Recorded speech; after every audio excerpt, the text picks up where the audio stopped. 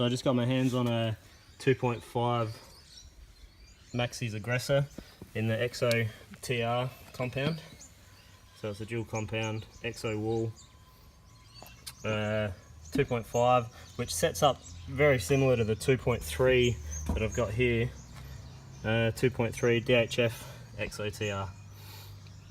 So I wanted to do some just on the road testing for rolling resistance. So I've got a pretty flat strip out the front of my house, about 300 or 400 meters long, and maybe 300 meters long.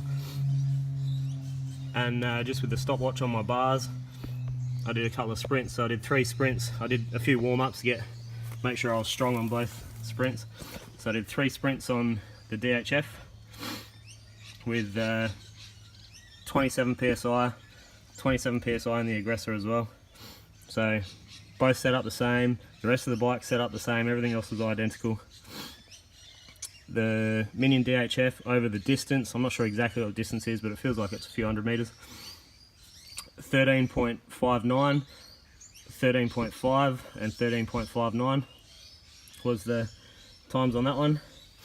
And the Aggressor was 13.6, 13.5 and 13.55. So identical rolling resistance relative to the amount of power I was putting out. I had a rest between them and then warmed up again for the Aggressor. So everything felt similar, my power felt similar, the wind hadn't picked up or anything like that. Everything was more or less the same, and it didn't feel like a faster tyre. It definitely didn't feel like a faster tyre. So I don't know what they're like for puncture resistance or anything like that.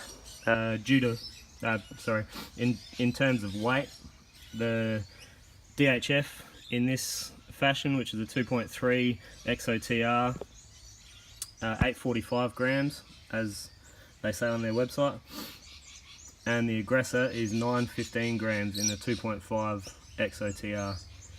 So they both set up similar size. They look very similar on the rim. The Aggressor might look a tiny bit bigger, but it's very indiscernible.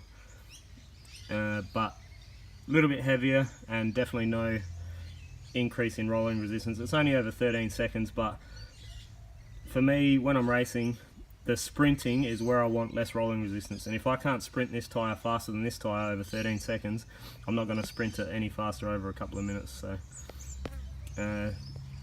that's my opinion on the Aggressor. I don't know, I've got no idea how it feels on the trail yet, so haven't ridden on the trail. I'm going to take it back off and put my DHF back on so I can stay consistent as we've got a race this weekend. So I'm sure it's a good tyre. The sidewall feels nice and thick. It feels like an enduro tyre. It doesn't feel like a lighter, thinner tyre you'd put on the back to get a little bit less rolling resistance. It feels like a proper enduro tyre. So yeah, I'll put it on again after the race and see how it feels on the trails and give you more feedback on it. But for now, just looking for rolling resistance, the DHF is what I'm going to stick to, because I know it's reliable, secure, and it feels strong on the trails.